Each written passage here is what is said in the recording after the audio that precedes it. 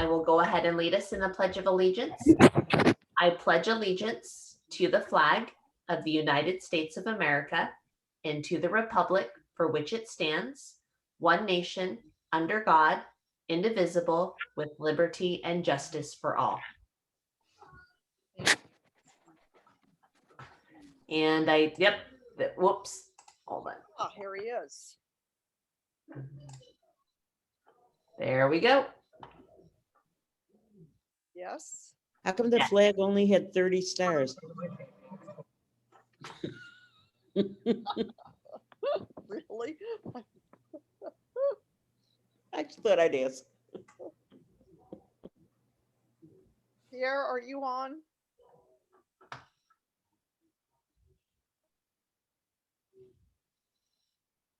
Pierre, are you there? Looks like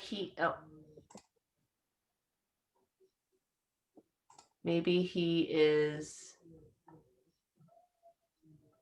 We have a phone call. Let me find out if that is.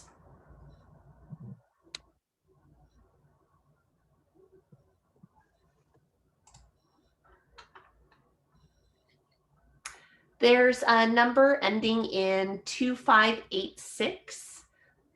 Pierre, is that you calling in? Yes. Okay. I will go ahead and leave that one open.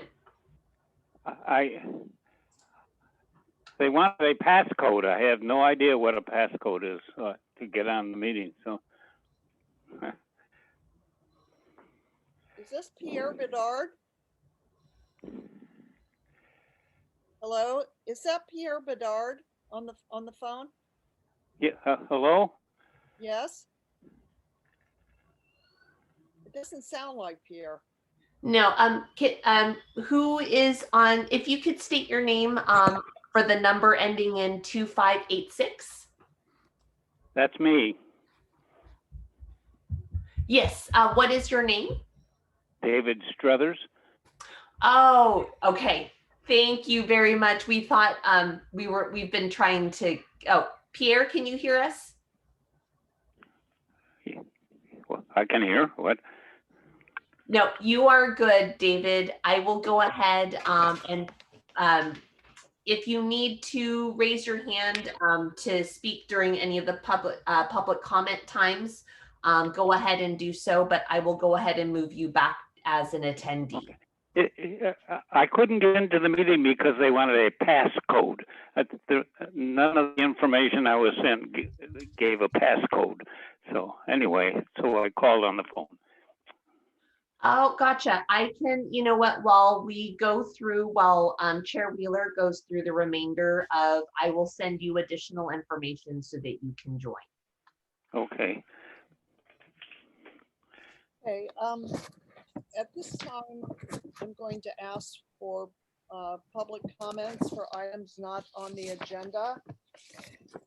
I feel like this is unfortunate because there's probably not too many of the public who've been able to join because they need a passcode. I'm not sure what we do about that, Jamie. No, I'm not sure either. And usually in the past, again, this has not, I will definitely double check the settings. But that has usually not been an issue before. So I'm not sure what happened this time, but I will look into that. Okay. Is there anyone in the public who would like to comment on items not on the agenda? I know we have at least just one attendee.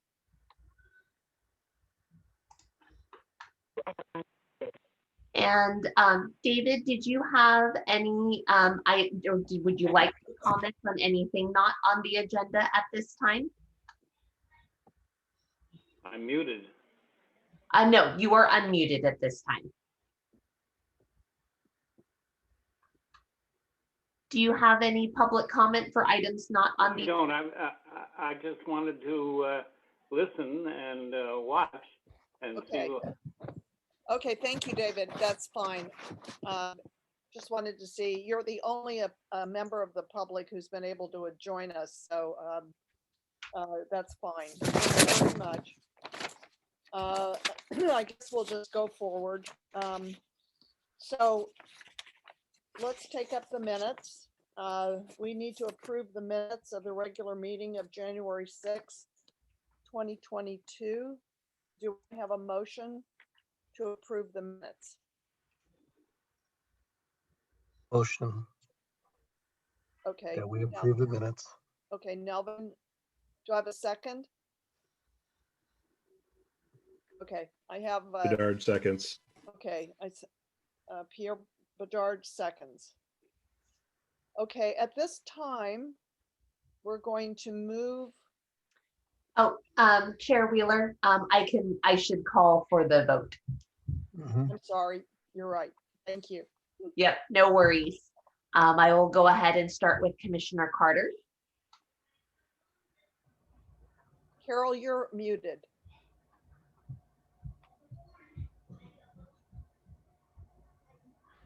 You're still muted.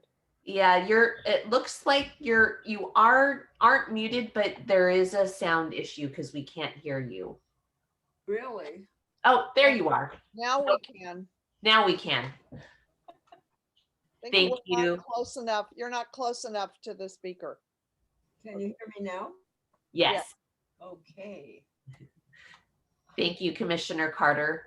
I'll go to Commissioner Crane Yes. and Vice Chair G Fine. and Commissioner Bedard Yes. and Chair Wheeler. Yes. Thank you. That passes. Okay. At this time, we'd like to move the presentation from Friends of the Library up in the order on the agenda. Elaine, would you provide us with your report, please? Sure. Thank you. Thank you for changing this. Since last month, I told you last month that the Friends were working on enlarging our mission statement. We have new wording of it, which I didn't bring here, but in essence, what we're saying is that we are interested in supporting all the community organizations that are in the community center, essentially. So to that end, I had a meeting with Mary Jo and Bridget at the community center, and I invited them to ask for funding for any projects that they, would like to put on that they may not have the funds for. We haven't heard from them yet on what they would like, but we're doing our updated budgets for the second half of the year, and we're hoping to hear from them. So things in the same way that the library, they have teen programs, children's programs, and you need refreshments and sometimes speakers. We have made the same offer to the community center. So that's the first thing that happened. Last week, the Friends received a wonderful offer from the librarians, telling us that they are looking into making room for us in the library.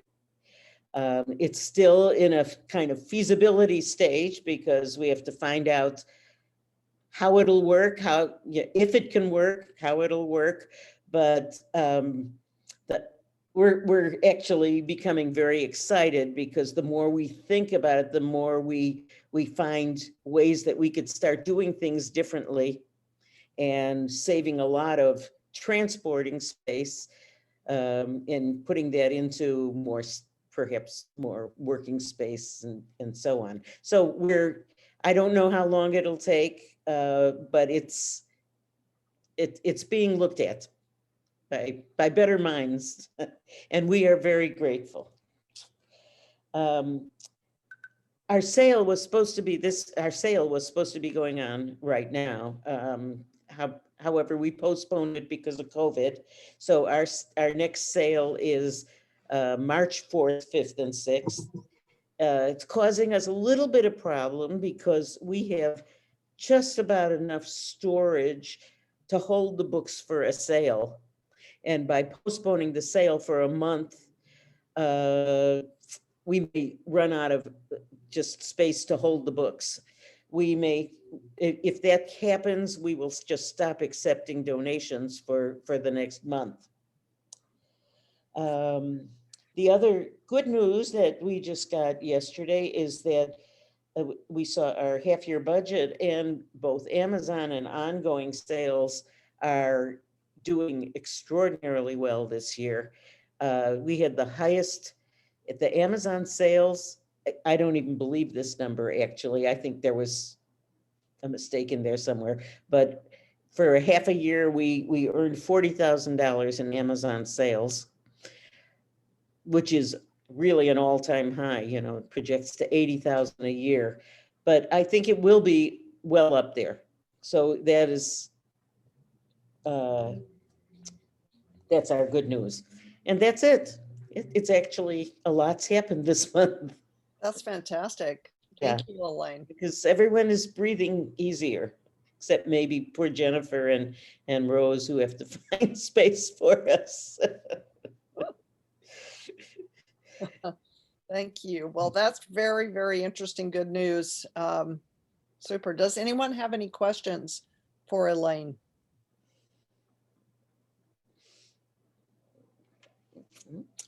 No? Okay. Well, thank you, Elaine. We appreciate your report. And I am excited to learn all of this good news. Let's go to our Santa Clara County Library District presentation. Jennifer. Good evening, Commission. Nice to see all of you. Thank you. It is, we are very happy, Elaine. We are in good partnership. I think we're making very good progress. Thank you for that lovely report out. I have a couple quick slides for a quick month. Here we are, February 3rd already. We're going to blink and it's going to be over. Let me share with you. All right. So the most important thing, of course, is that we have been able to continue to offer programs safely virtually, and kicking off some exciting programs will be our featuring the 7th County Poet Laureate. So Shaka Campbell has been named the Poet Laureate. He will serve a 2-year term. Actually, on Tuesday, he will be invocated at the Board of Supervisors meeting. He is a just energetic, really talented person, and we are very excited that he's going to be representing the county, doing lots of outreach, having programs at the library as well as Silicon Valley Creates. So I encourage you to keep an eye out for those programs. Additionally, this month we have Black History Month, and there are some really fun, there's a quilting program coming up. There are different resources listed on our website, so I would encourage you to check that out. And hopefully some of you were with us last week when we kicked off Silicon Valley Reads, The Power of Kindness, Resilience, and Hope. As is the time, we had 3 planned, but we got 2 wonderful authors, and it really was such an engaging conversation with both of them. They have Reina Grande and Richard Louis. I hope you find other times to explore those programs. They really both have wonderful stories to share that we can learn from. Our libraries are open 7 days a week. Rose and her team are working very, very hard to keep those access to collections and spaces as exciting and relevant for you as possible. So we're excited to have our Sunday hours back by all of our locations. And lastly, Elaine, I'm sad you had to cancel the book sale, but maybe that gives you some opportunity to come to the forum on Saturday. So our annual forum is this Saturday, February 5th at 9:30 on Zoom. You should all have received an invitation, but if not, please do let Rose or myself know, and we're more than happy to send you the Zoom link. We are featuring our partner Overdrive, who is our ebook provider, if you know Libby. So they're going to talk to us about the future of reading. Happy to answer any questions. Thank you, Jennifer. Any questions? Does our public have any questions?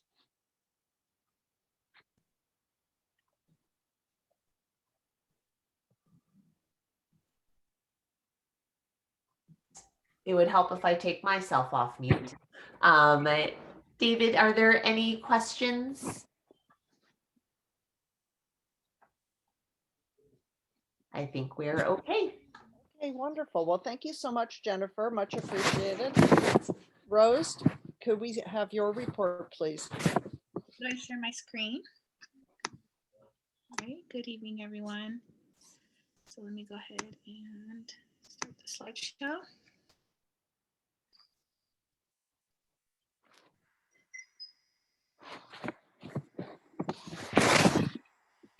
Sorry, is it a white screen right now?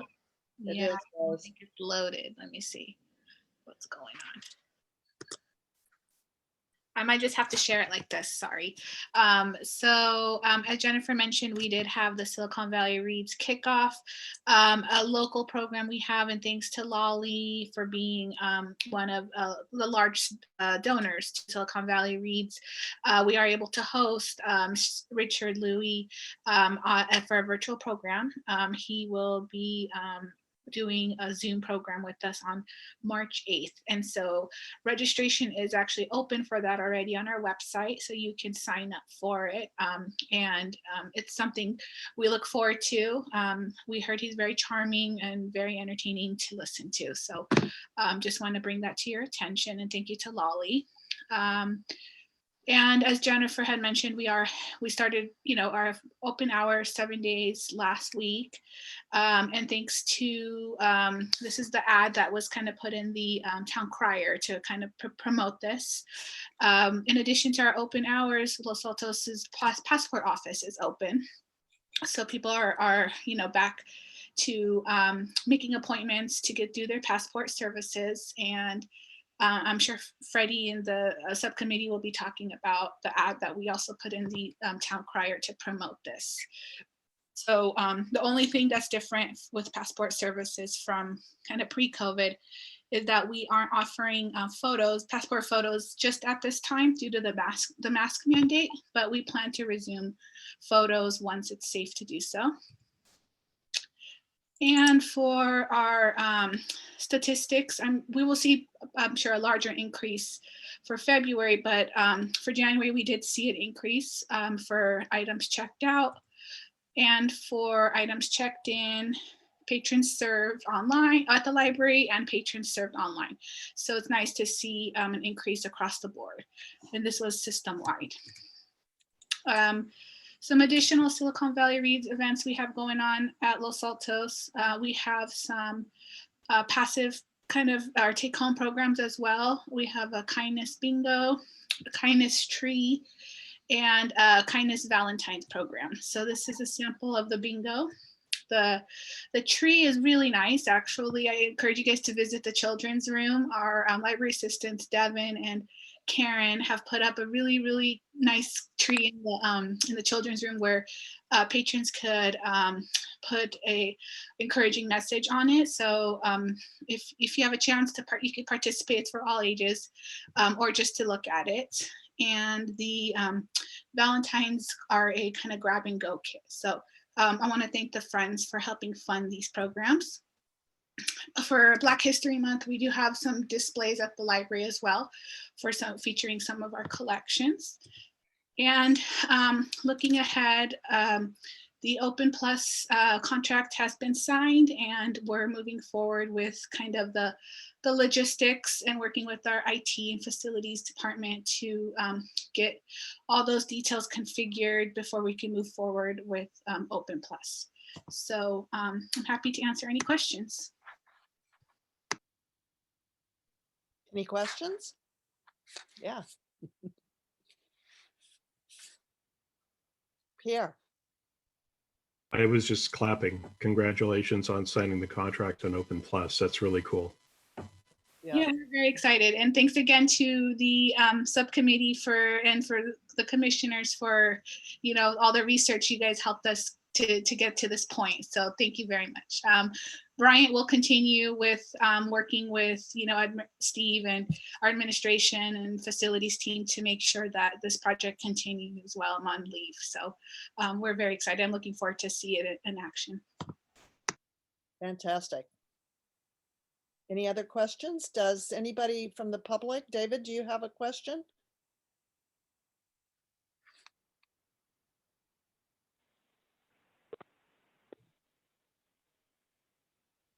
David, you are off mute. If you have any questions or comments for the presentations by the county staff. I just have one question. I wondered how the Woodland extension of hours, having it open to the public without staff, how that's going. So David, the Open Plus, the contract's been signed. So we are moving forward right now. Our IT department and our facilities team are working on getting kind of the logistics and the details of the kind of the back end stuff installed and configured before we can move forward. So we're getting there. Thank you. You're welcome. Thank you, David. Any commissioners have any questions? Okay, thank you so much, Rose. Much appreciated. Okay, the next item for consideration is the Work Plan Subcommittee. This is an item that we agreed to put on the agenda this month so that we could discuss it. And we wanted to discuss whether to maintain or discontinue the Work Plan Subcommittee at this time. So I will just start off by saying that the Work Plan Subcommittee was initiated by Pierre to put some structure into the Library Commission so that we would have subcommittees to work with and for people to have projects. And then it seems that the subcommittee the Work Plan Subcommittee had the purposes had become to coordinate the reports when it was time for us to meet with the City Council. And the question is, do we want to continue the Work Plan Subcommittee for that purpose or for other purposes? Or do we believe that each subcommittee can create its own report, give it to Jamie, and then Jamie will put them in order and make them presentable for the City Council meeting? So I'd like to open the discussion to see what the commissioners would like to do on this topic. Would anybody like to go first? Pierre. Yeah, I fully support what Freddie's saying in terms of the background to why the Work Plan Subcommittee came into being. There's nothing written in stone that any of these subcommittees, right, are alive or I think we need to be agile and flexible. So, the dissolving and the reconstitution of subcommittees is a perfectly natural thing to do. So I have no issues at all with getting rid of it. And in fact, Jamie and whoever the chair would do the majority of the work in getting ready for, the council, getting all the subcommittees to fall in line with whatever we need to do. So I would support, I don't see a purpose to it. I mean, that's my comment for what that's worth. Thank you, Pierre. Any other? Would anybody else like to speak on this topic? So this is Julie. I would support it. It sounds like it would be a more efficient process. Okay, thank you. Okay, so if no one else has any comments on this, I'm going to put forward a motion that we dissolve the work plan subcommittee at this time. Always understand with the understanding that we could always reconstitute the work plan subcommittee at, some point in the future, should we find a need to do so. So that's the motion is on the floor, is to dissolve the work plan subcommittee. Do I have a second? Pierre? Okay. I have a question, Yes. real quick, and I'll let Carol second it. But the motion is just that one sentence, right? We dissolve the work plan subcommittee. Period. Yes. Yes. Okay. Cool. Thank you for clarifying. Thank you. I yield to Okay. Carol. And Carol, you second? I can't hear you. You did? There. Okay. There. Okay, you can hear me now? Yes. I second. All right. Super. Thank you. Jamie, could you, Yep, I will go ahead and call the vote. I will go ahead and start with Chair Wheeler. aye? Okay, I will go to Vice Chair G. Aye. I will go to Commissioner Carter. Okay, and Commissioner Bedard Aye. and Commissioner Crane. Aye. Okay, that does pass unanimously. Thank you. Okay. Before we move on to our next agenda item, could I make just one comment regarding the work plan subcommittee? Yes. One useful purpose that I found in the past, and it doesn't have to be part of a subcommittee, but rather I found it useful to actually have that work plan as a new commissioner when I first joined, and to have someone that I can go to ask questions and actually help me on board in terms of my responsibilities and what I'm expected to do. Now, some of that can be done within each of the individual subcommittees that I joined, but nonetheless, I think as the more senior commissioners, we'll need to kind of take that on ourselves, in terms of figuring out who should be the mentor for new commissioners as they come on. Very good point. Very good point. And I do think we should all take that responsibility very seriously to help the new commissioners as they come on board, to let them know what the responsibilities are and to help them execute them. Good point, Melvin. Okay, the next item for consideration is the North County Library Authority. And Melvin, I believe that is an item that you're going to take us through. Yeah, it's a memo that we had promised that we would do. Jamie, would you mind sharing your screen on that one? Would be happy to do so. One Thank moment.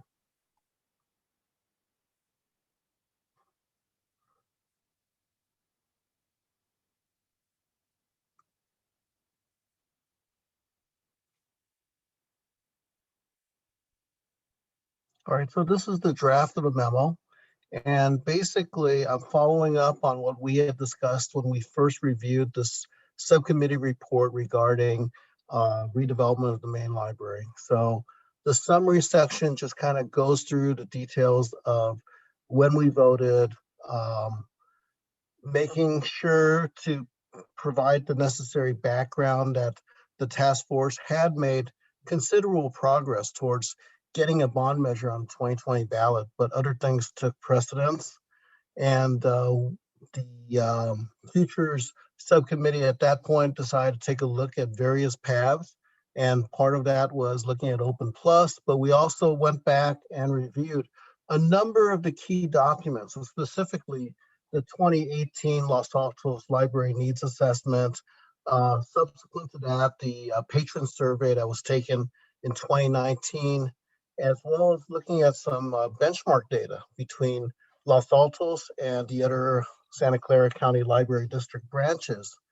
We're enclosing the report, and the findings and considerations for the NCLA include the fact that the needs that were identified back in 2018 remain, and if anything, they've evolved. Back in 2018, we really weren't contemplating some of the higher density affordable housing projects that have been approved, including 745 Distal Drive. In terms of the benchmark data, our library is the oldest facility, last expanded in 1990. And the next oldest is actually Saratoga, which was in 2003. So we're older by more than 13 years.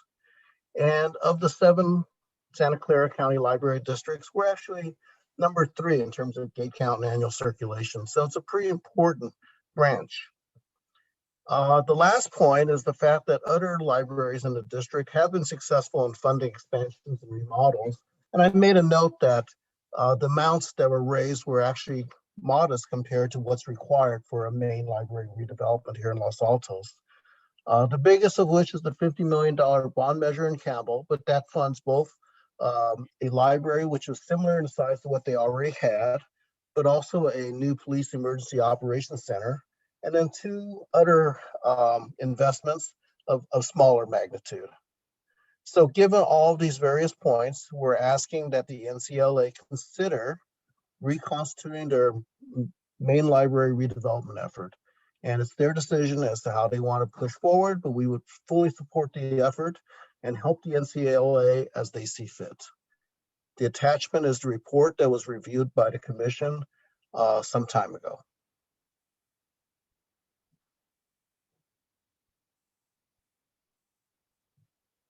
And I can always bring that back up screen if that is needed, but I will go ahead and stop share so everyone can see each other during the comments and discussion.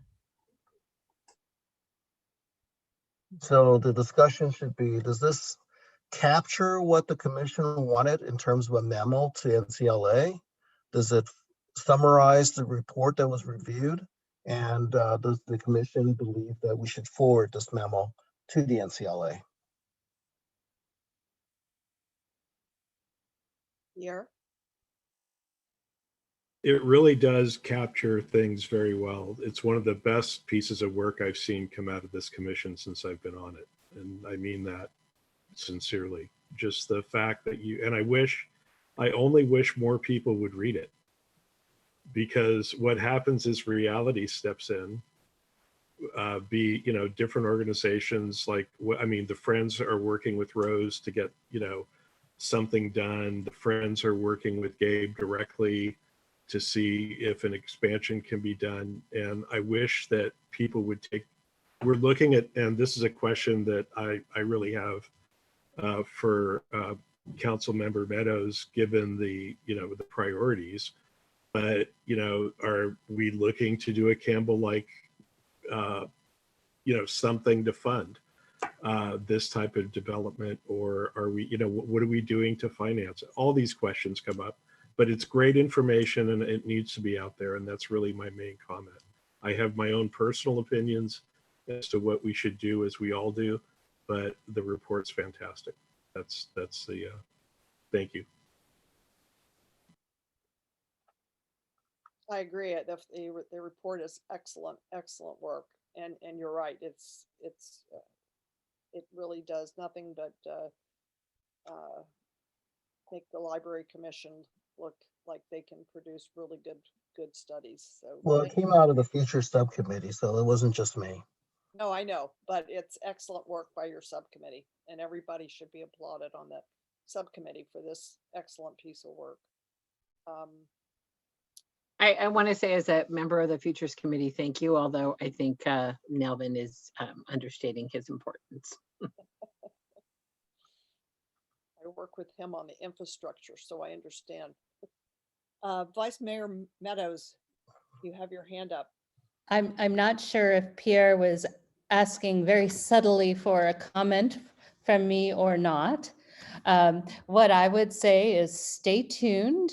And potentially there will be a study session at council on February 22nd. That's potentially.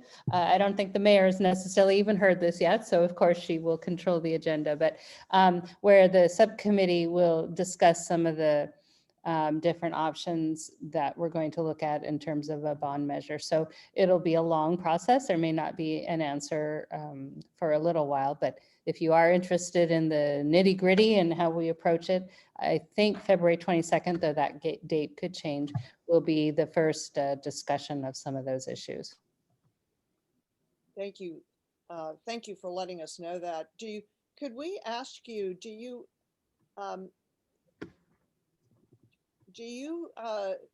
think that it would be a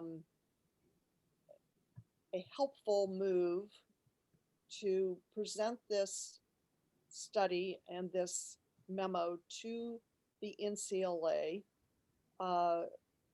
acknowledging that timing is their, is at their command, their desire, what they feel is appropriate, but that this is the opinion and the hopes of the Library Commission that they will reconstitute their redevelopment committee at a point that they believe is appropriate, that sending this memo to them would be a helpful move. So I'm gonna scoop President Hill a little bit by her update that's coming up later on, but I think she should comment on that, but I think it's certainly valuable to share with NCLA, just asking for my personal opinion. Sorry, Cindy, I scooped part of your announcement. Oh, okay. Thank you. Thank you. Should we go to you, Cindy, at this point, or should we wait for your announcement, or what should we do here? You're muted. You're muted. I think you should finish up this conversation about what you want to do with the study. Okay. So, yeah. All right.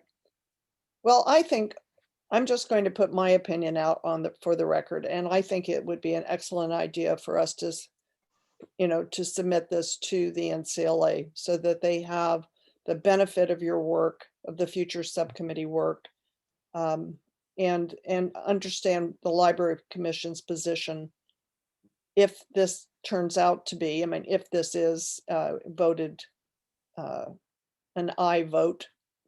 That's my opinion. Anyone else have an opinion, Carol? I agree with you Okay. very much. Can you hear me? Yes, now we can hear you. Yes. I agree with you, Freddie. I think that is a very good report. I read it, and I see no reason why it shouldn't be submitted to them. Okay. So I'm going to move that the commission vote on submitting this report and the study to the NCLA. Can I get a second? Oh. Pierre? Okay, Pierre, I second. will second, but I'd like to make a friendly amendment Okay, that Vice Chair G meet with the individual members of the NCLA to review the presentation, either Vice Chair G or the subcommittee. But you know what? That doesn't need to be part of it. I second your motion. How we do it is up to the subcommittee. So there we go. Thank you. okay, thank you. Jamie, could we have a roll call? Absolutely. I'll start with Commissioner Bedard Aye. and Commissioner Crane, An enthusiastic aye. Commissioner Carter. Okay. And Vice Chair G. Aye. And Chair Wheeler. Aye, Passes unanimously. excellent. Thank you very much.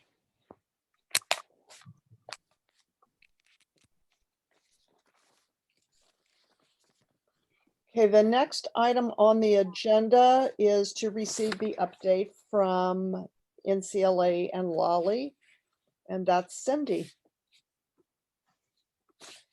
Hello, everyone. I will start with NCLA. Yes, I was nominated, elected, and accepted the position of president for the next year. Thank you.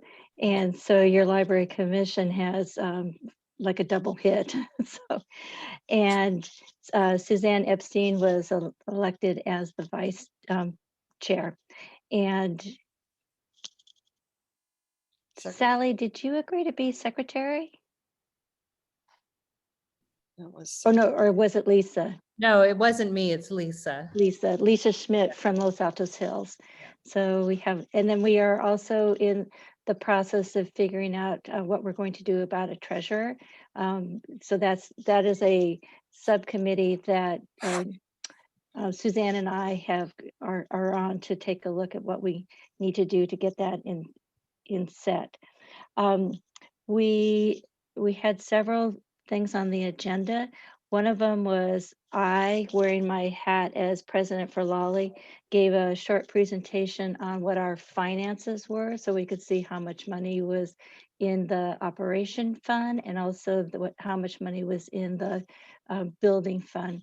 And together it's a little over $7 million. I think it's about 2.6 for the building fund, and then the rest is in the operations fund. And as you all probably remember, the corpus for both of those accounts really came from the Whipple donation, and then also a friend of hers donated, I think it was $150,000 when she passed away. And that was as of January. December, the numbers were a little bit higher. January, the stock market took a bit of a turn. And as you all probably know, today it took another turn. So if we were to pull that money out today, it would be less than what I just said. But what we've seen there, I provided a chart that the growth for our accounts, our two accounts, has been substantial. To start off with a little over 2 million and to get it up to 7 million since 2006, you could retire on that. So we're very pleased with that, and we're looking at how much and when could it be spent. Lolly was set up with from the Friends of the Library, providing the first part to get it going, and it is set up to support the library with services, resources, and building, whether it's a remodel or a new building. So it is available.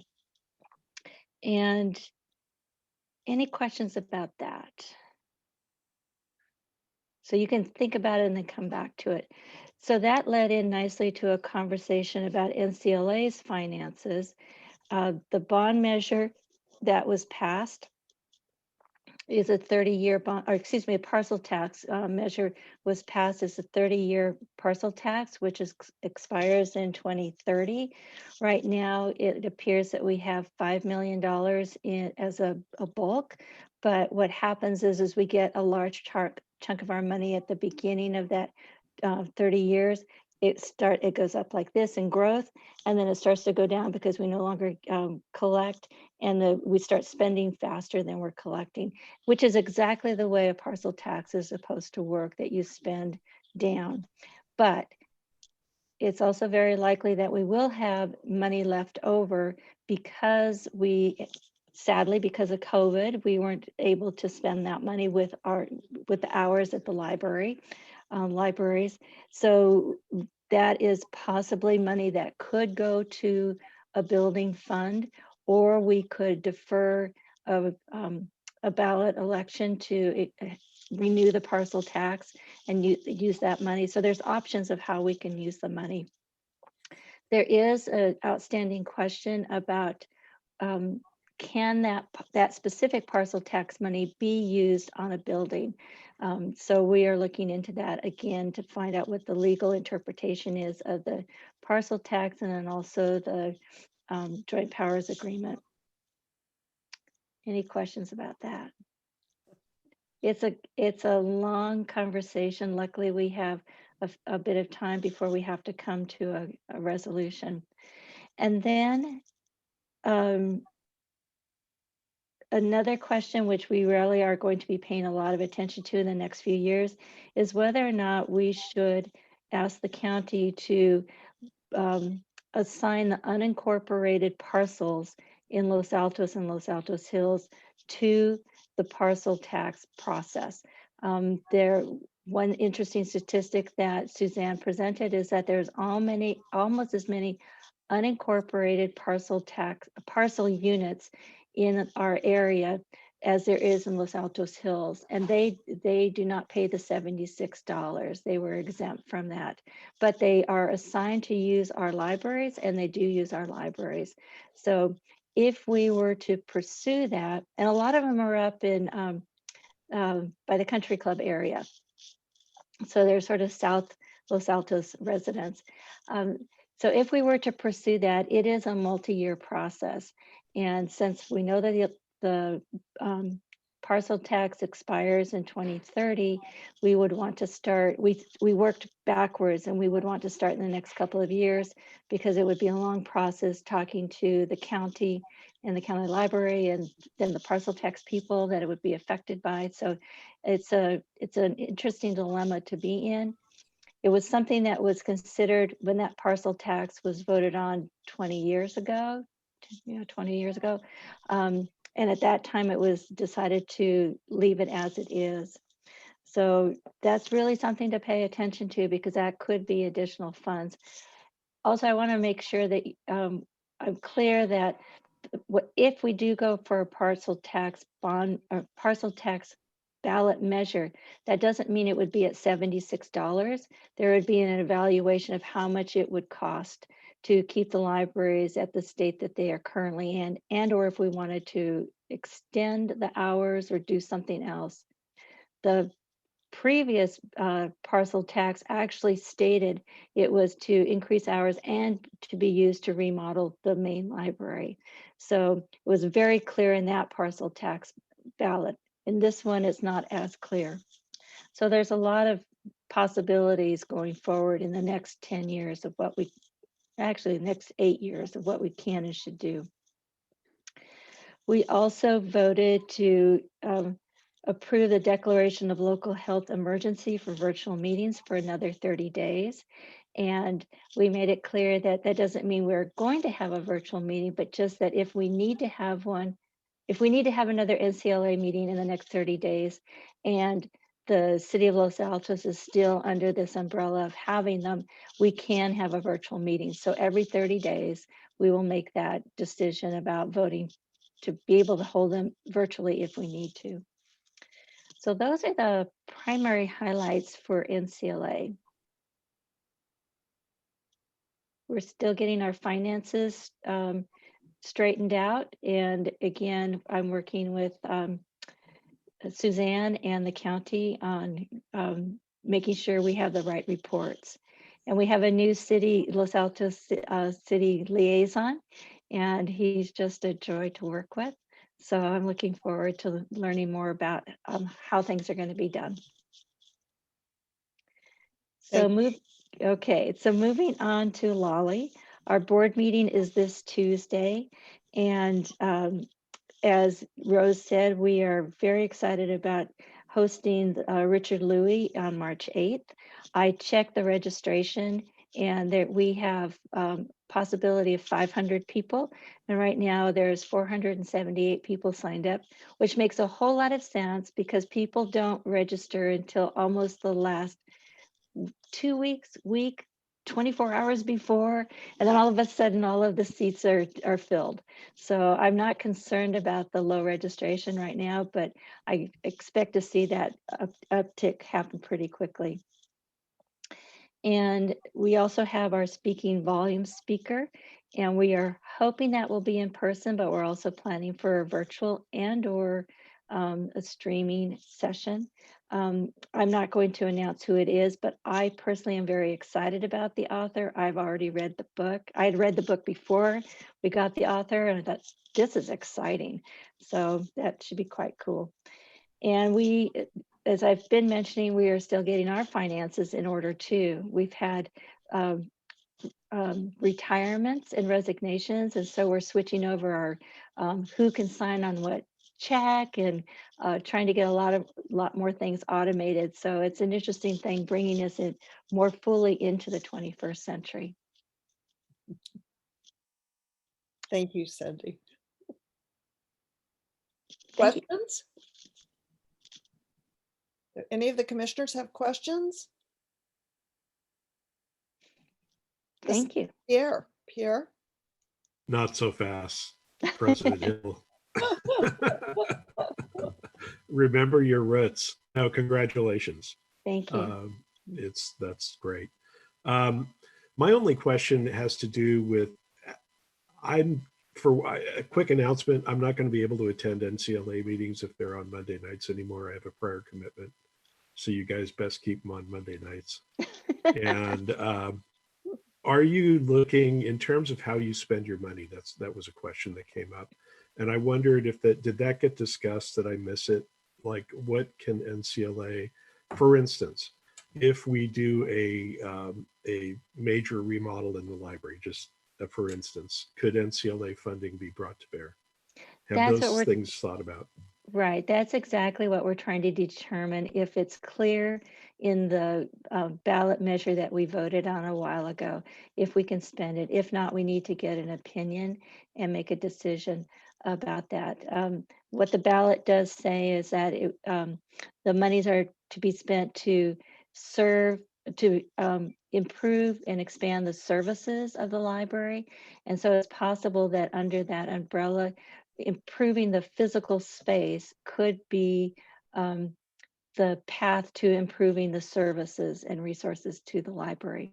Years ago, NCLA allocated every year a certain amount of dollars for the funding of the collections, but we decided after many years of doing that to stop that funding because the library was getting money from Lolly and from the Friends, that they didn't need the additional money because, and as you know, every time a book or an item was purchased, something had to leave the library. So the resource budget is really robust right now. So we stopped funding that, and that's part of the reason, a minor part of why we have as much money as we do. Thank you. Mm-hmm. Any other questions? Any questions from the public? Give me just a moment. And David, you are off mute. Are there any questions or comments? Not for me. Thank you. Thank you. Okay, well, thank you very much, You're Cindy. welcome. Appreciate it. Okay, now we're to receive the information announcements from city staff. Jamie? No, thank you. So just a few items to update. First, really excited by the hard work of staff, and it was good to see that the library is expanding hours. The community center is expanding hours as well. Our previous hours were Monday through Thursday, 8 to 5. We're excited that we're going to be able to add Fridays back. So it'll be 5 days a week. So it'll be Monday through Friday, 8 to 5.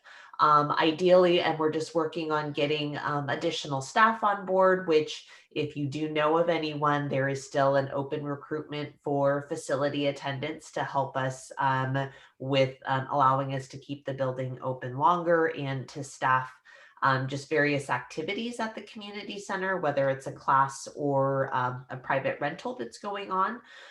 But really excited to add that additional day. And now that we have that, we'll definitely be working to get hopefully some evening hours and obviously some weekend hours as well too. Although I will say we have activity all days of the week, depending on the class or some private rentals that are going on, but working on kind of the regular open and reception hours that we would have. So excited to have that opportunity, and that actually the first Friday is tomorrow.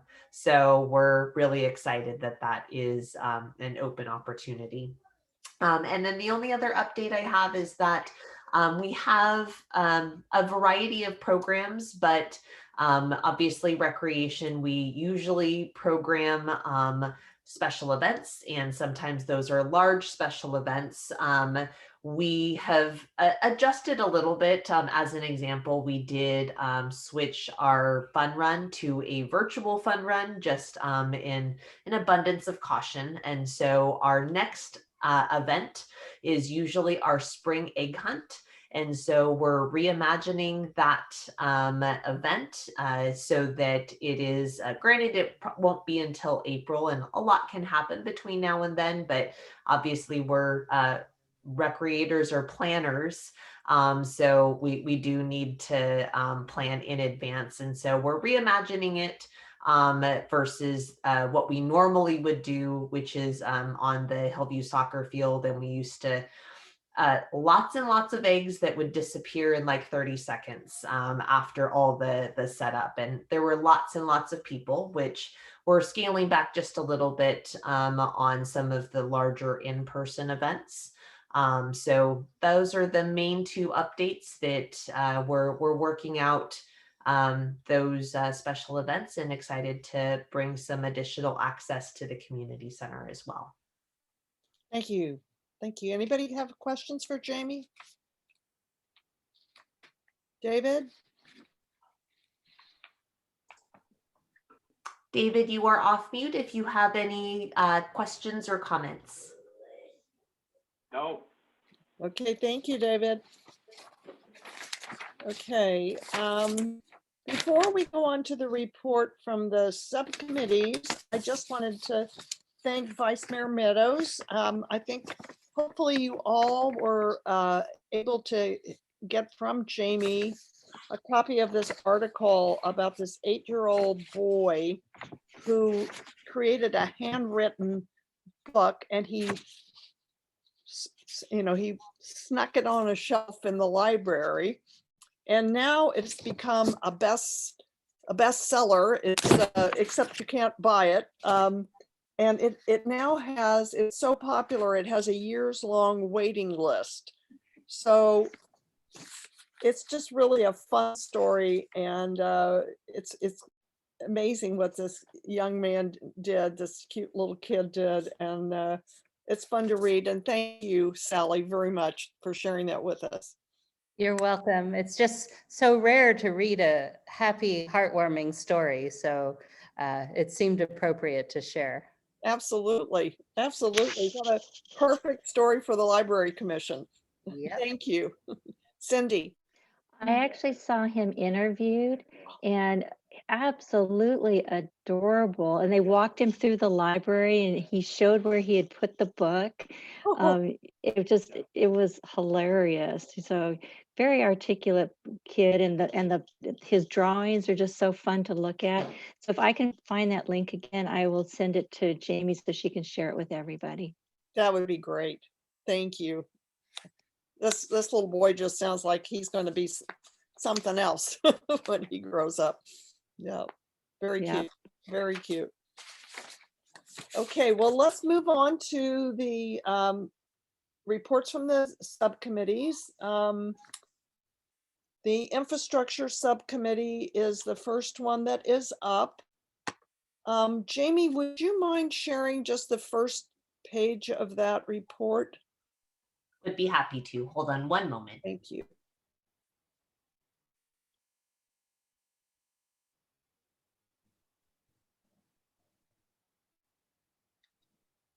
Okay, and if you could just scroll down a bit. So what we're trying to do with, okay, there you go, there you go. That's perfect. Thank you, Jamie. So what we're doing is we have a couple of projects at the in the Infrastructure Subcommittee. One is the Orchard Room, and we are trying to find out the relevant information that the county would need if they were to proceed, if they were to take on this project and proceed with getting the dividers to be able to divide the Orchard Room into 2 rooms. And Nelvin has done a great deal of work on this project, finding out the vendors for the flexible doors and talking with the other Gettys from Morgan Hill. Nelvin, would you like to run us through what you've been able to find out about the flexible doors and the use in Morgan Hill? You're muted, Melvin. Melvin, you're muted. So we interviewed one of the vendors for flexible partition walls. They actually have a pretty significant market share. Was able to get kind of rough order magnitude costs for a partition wall, exclusive of what the modifications to the orchard room and other considerations might be. So in other words, it's just the partitions themselves. We got the name of the vendor that Morgan Hill uses, and I'll be contacting them shortly. Interestingly enough, the community room for Morgan Hill is approximately the same size as our orchard room. They have a capacity of 90 some people. We have a capacity of 100. And Heather says that because of the programs they have at Morgan Hill, they split the room 2/3 and 1/3. And that was something that we hadn't thought about before. And what we'll be doing going forward is actually getting some the fire marshal involved to understand what the fire requirements are if we were to partition the room, as well as getting the contacts for some general contractors to come in afterwards and provide us some installation costs. So those are some of the key next steps. But I thought it was kind of interesting that 1/3, 2/3. I think there's some work that we need to do on our end with the librarians to figure out if our programs would fit that particular type of partitioning, or if a 50-50 split is actually better for us. Thank you, Nelvin. And then Carol's son has been wonderful. Carol's brought her son Craig to the orchard room on a more than one occasion. He has provided us with some drawings. This is the if you keep going down, Jamie, this is the problem. If you stop right here, you see the ceiling, how the ceiling is not flat. So in order to have these partitions, we would need to have a soffit, which is something that you build that creates a flat ceiling and that is that helps soundproof. And he is doing a drawing for us at this time of the soffit that we would need.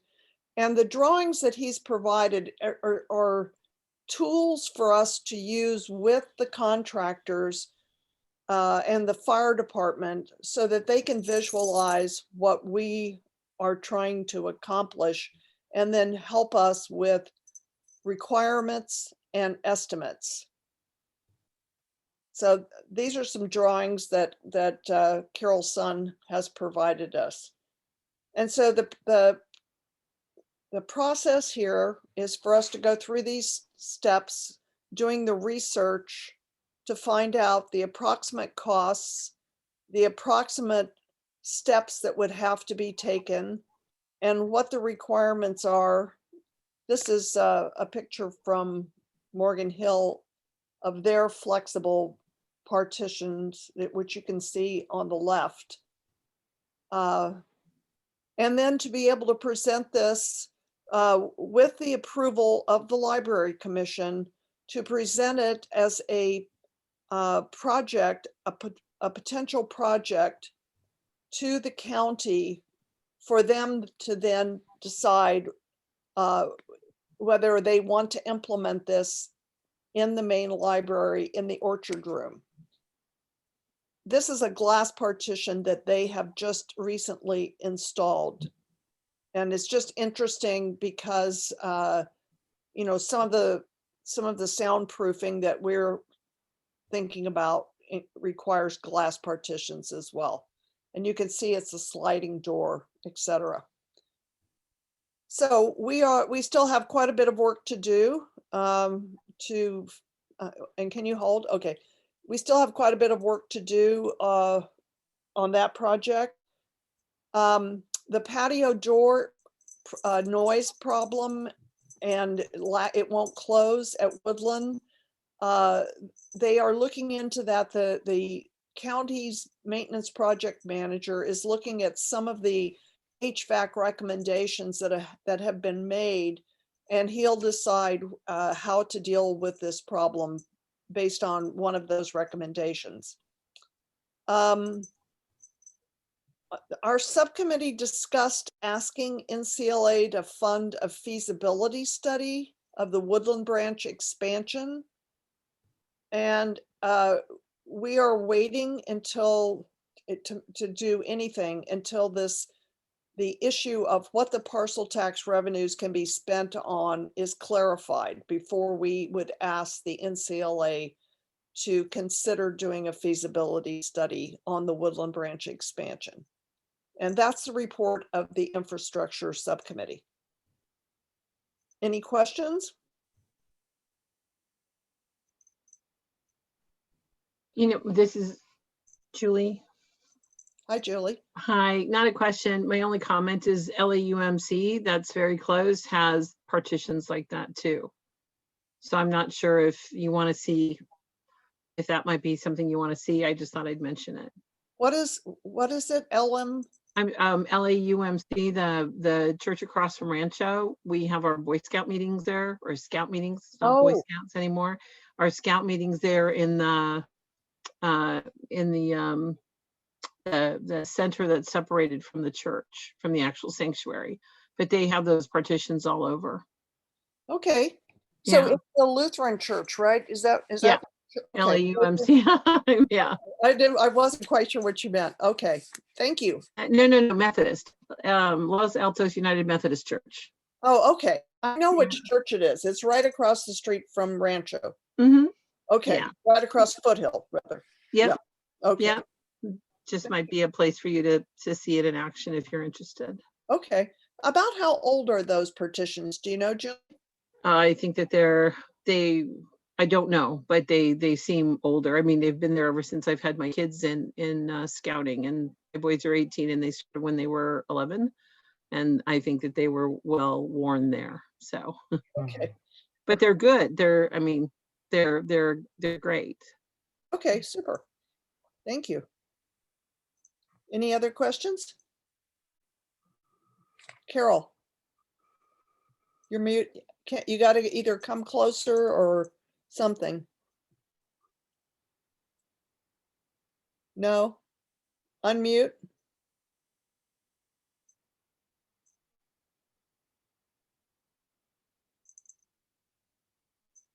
You hear me? Yeah, now I can. Okay, I don't know why.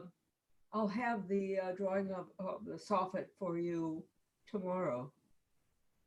Thank you. That's all I wanted to say. Okay. Her son has been so incredibly helpful and nice to do all of this at no charge. And just his, being an architect who has worked on some really credible projects in San Francisco, it's just nice to have a professional opinion instead of my wild ass, excuse me, I have to watch my language, my projections of what things might cost, which are completely ridiculous. So thank you. Okay, the next subcommittee, should we ask David if he has any questions? Poor David. We actually do not, he is no longer on the meeting, so we do not currently have anyone in the audience at this time. Okay, thank you. The next subcommittee is the Services Subcommittee.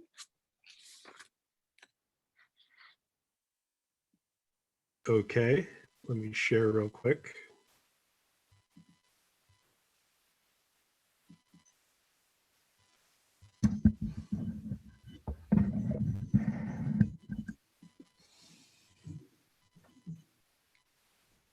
So I don't have as great a presentation as a previous one, but we met on the 21st. We're now down to myself and Julie, and we met with Rose. The two things that were up front and center was a drop-off proposal that was submitted to the city. We're waiting for a response from Manny. I sent him email again and no response. I imagine he's busy, but I imagine I'm going to have to go down there or be more persistent in getting a response from him. The survey, Rose got the, thank you, Rose. We've got the results of the latest survey that we can juxtapose with the work we've done in the past to see if anything's changed. We'll evaluate the list and prioritize. Much of what we do is going to be guided by what happens this Saturday.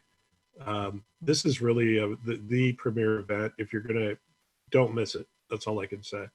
It's really a good way to kick off the year. And the guy they have from Overdrive is like a big wheel in the digital books business, a very big wheel, perhaps the biggest. So passport services have started. You all know that. What's next? We just had an open discussion as to where to take services next. And this isn't any, we just started throwing ideas out that we've had before, whether it's a maker fair or electronics. One thing we looked at is can the library be more on the city community calendar?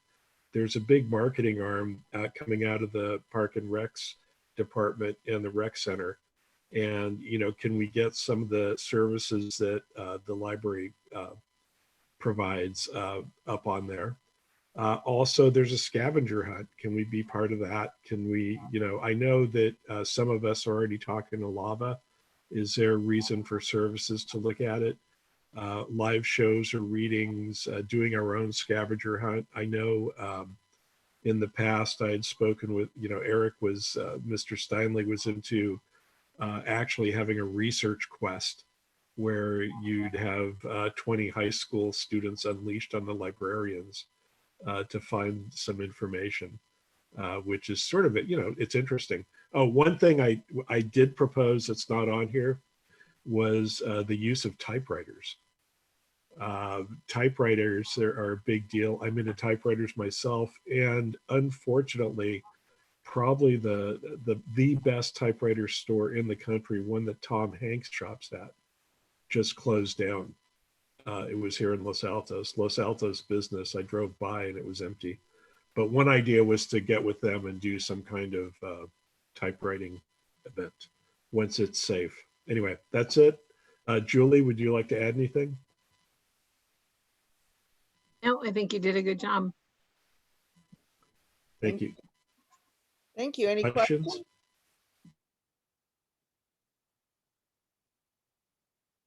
Questions? Okay. Well, thank you, Pierre and Julie. Thank you. The next subcommittee is awareness. I'm going to share my screen if I can, Jamie. Okay. Yes.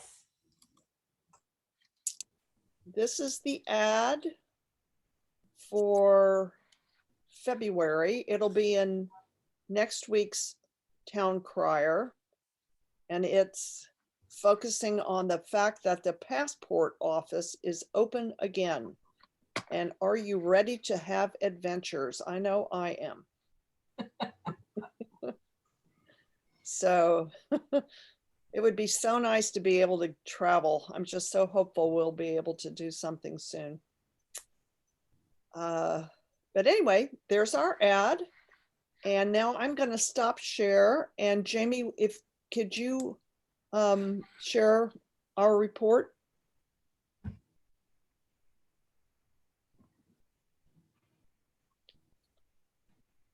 Okay, so during our subcommittee meeting, which was just a couple of days ago, we reviewed and we revised that passport office ad. And we selected the topics for March, April, and May's Lolly ads. In March, we're going to focus on the Weston Woods children's videos, which are now free. In April, we're going to focus on LinkedIn learning. And on May, we're going to highlight the fact that you can get instant access to online library resources by getting your e-library card, all online, all immediate. And we just wanted to make it clear that there are other topics that might become available. You know, surprises that Rose has for us that she can't announce yet until they're actually going to happen. And we might substitute those topics for ones we have scheduled. We are submitting, we have a proposal to Lolly to fund the Lolly ads for the calendar year 2022, which I will submit to the Lolly board on Tuesday, coming up Tuesday, I believe it's February 8th. We also reviewed the information Carol got for us. She got information on Gunn High School, Homestead High School, and Mountain View High School on how to place ads in their high school newspapers. And she was asked to inquire with all 3 high schools about whether or not we could place PSAs in their newspapers. It's important that we also have the opportunity to place information free of charge if possible. And I can report she's already followed up on that. Carol, can you let us know what you've done with that? Well, I can you hear me? Yes, now we can. Yes, thanks. I acquired from each school their proposal, their protocol rather, for placing ads, the cost, the size, the deadlines, etc. That's not a problem, and I provided it to the subcommittee and to Rose, so she knows if they want to do that. I then contacted each school to find the person who would be able to answer my question. And my question was, can the school paper or the school in some other way provide public service announcements? And that was just after our meeting, which was Tuesday. So today is Thursday.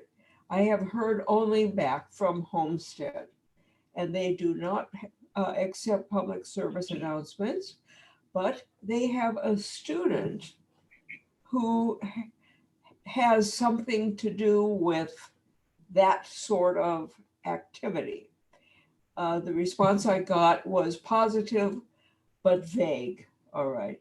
So we'll see where that takes us. I will contact Homestead again and find out what we do in order to contact this student, follow up on that.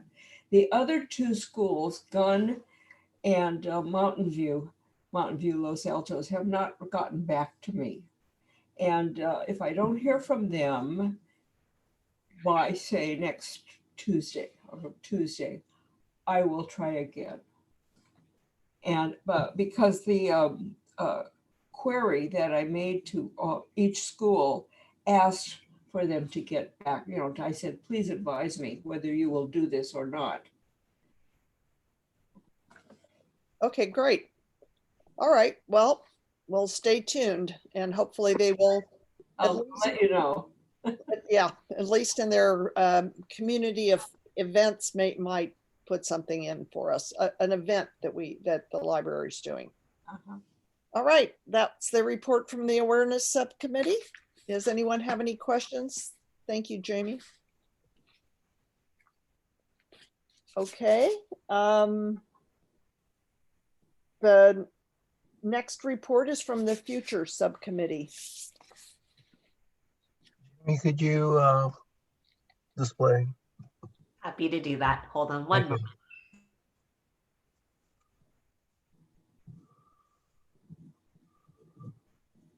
All right, so we met early in the month. Basically, I split the things into informational items, decisions, and actions. In terms of information, Rose has already talked about the Open Plus contract.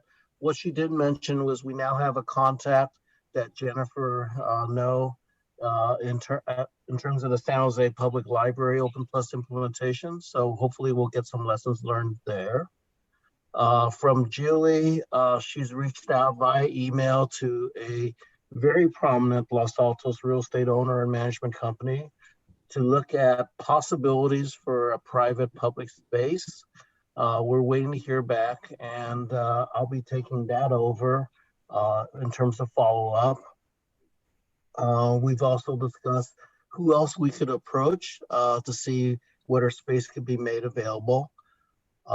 Again, this is related to the large project, which is the next bullet point in our decisions, and that is to find some private and public space where we can showcase what a future redeveloped library could offer. And since this is such a big project, that's going to be our focus. A lot of the other things that we had discussed as possibilities have kind of gone away. And right now, our subcommittee is just myself and Julie. So Julie's going to focus on brainstorming with library staff in terms of what can be shown. And I will be focusing more on the real estate aspect of this thing. And the two streams will meet because they'll have an idea as to what they want to show. We can then size it, and then we can figure out whether it fits within the opportunities that I've found. In terms of action items, Rose is going to be setting up some time for a brainstorming session to look at what can be shown. Julie has already sent me the email with the Los Altos property owner / group.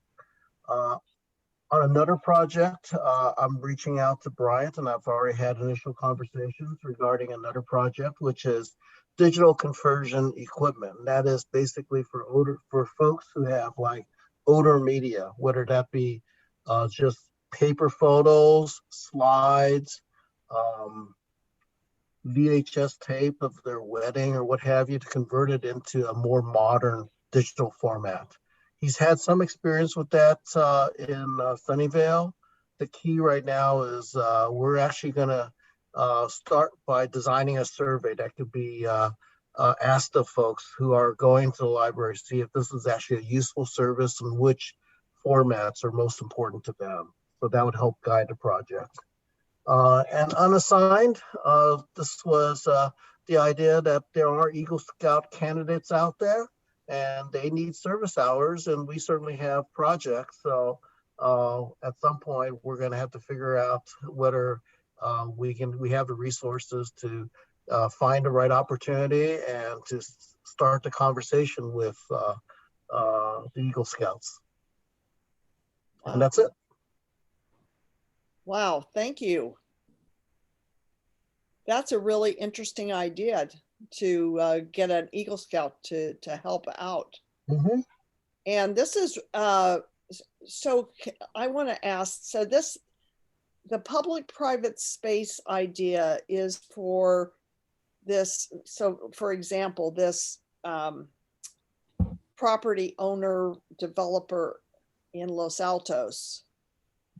Well, there is empty space, and I'm sure that they would prefer to rent it out to folks, but you know, perhaps they would be willing to let us share some of that space to provide some goodwill in terms of showcasing what can be done at the library, and perhaps getting people into the space, so therefore they can look at it and determine if maybe it makes sense for them sometime in the future.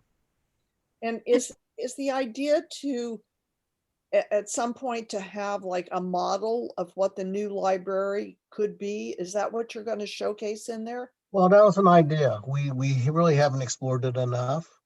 But if you look at, if you just did a quick Google search of the future of libraries, or, you know, innovation in the library space, they primarily focus on the use of space as opposed to, you know, unique services and what have you. So we thought this is, if the focus is on space, this would be an ideal opportunity to kind of think about what would we do if we had more space, right? Whether it's like a different kind of work study area or a way of displaying materials, that type of thing. I see. And this is Julie too. I was thinking about the Exploratorium and how they had that space in downtown Los Altos. Yeah. That was really interesting because there was a space in the front where you could purchase things, but it was really an interactive space for children. And so exactly what Nelvin said, there are, local owners who, value the community, and rather than keeping, their space empty, might provide it to us. And we'd have to talk and make sure we align with the library in terms of length of time. But even if it's for, a maker fair for the day, to bring kids in and to have a maker fair, they create something of art. The idea is that there's so much we could do with more space. And I think it really feeds in nicely to the idea of supporting an expanded, a revitalized, revisioned library space. Okay. Yeah, Right. it's different, but it's really just seeing what we can do in terms of engaging the community and providing us an opportunity to showcase, what the library can do. Cool. Other questions?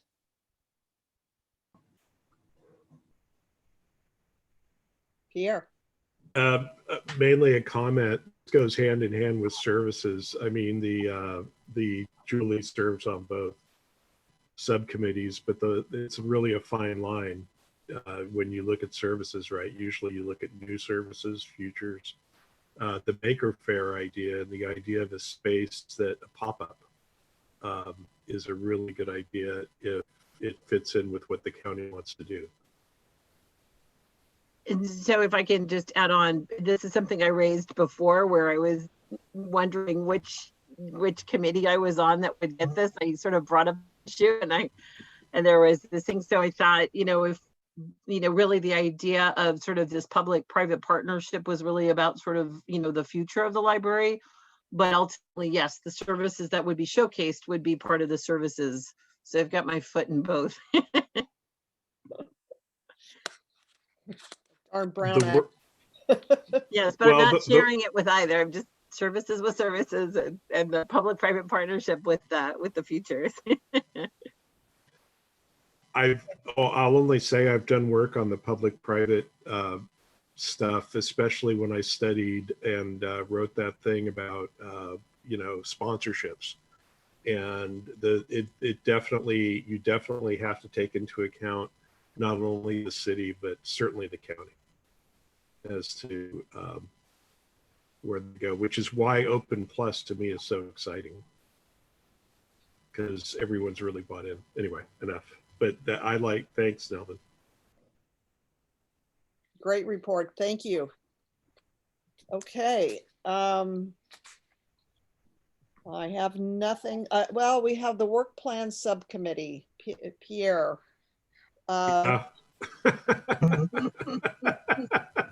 What about it? Do you wanted to say au revoir? Goodbye, au revoir. Yeah, pretty much.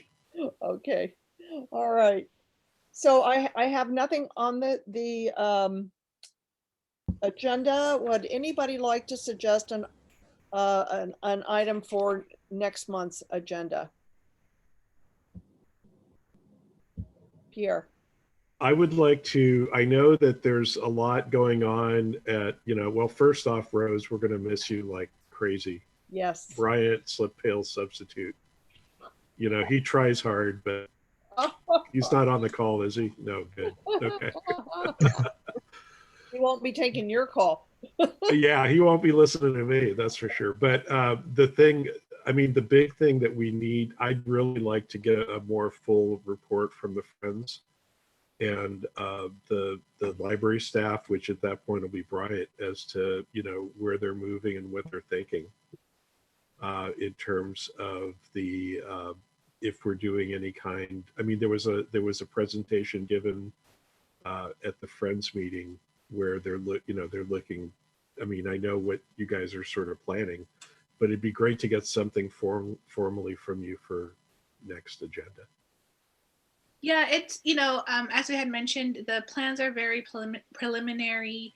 And, we're grateful the friends are, in working with us on this in a positive direction. I think at this point, we're going to be meeting kind of with the friends and with the city and with our facilities teams and some professionals to see what would work best and, get that professional opinion because, as of right now, it's basically data driven based on our collections and stuff. But I'll pass that along to Brian to see at what stage it would be by the next meeting. Hopefully we'll have some more progress. Yeah. An update, because it was pretty exciting. Yeah, sounds good. Thank you. Okay, wonderful. So I'll ask Jamie if we can have that item on our agenda for next month's meeting. Sorry. Okay. No, I'll definitely coordinate with county staff. Okay, wonderful. Okay. Well, does anybody have any other business they'd like to raise? Sadly, yes. I have a question regarding what I asked last week when the Friends showed up on the city council agenda based on the fact that they wanted a fee waiver of greater than $1,000 is why they ended up on the city council agenda. Has that been looked at all, Jamie? I mean, you don't need to respond right now, but that just seems like a systemic failure beyond the library. So it's a long story short. We do have a policy on fee waivers, and that was actually something that did and was presented during the city council retreat. And so I think long-term, that is something that for now, at least where the fees are, I think in the next kind of budget cycle. And I think we're going to look at hopefully a better process to maybe look at where that threshold would be and kind of how that would be implemented. So that is something that we are looking at.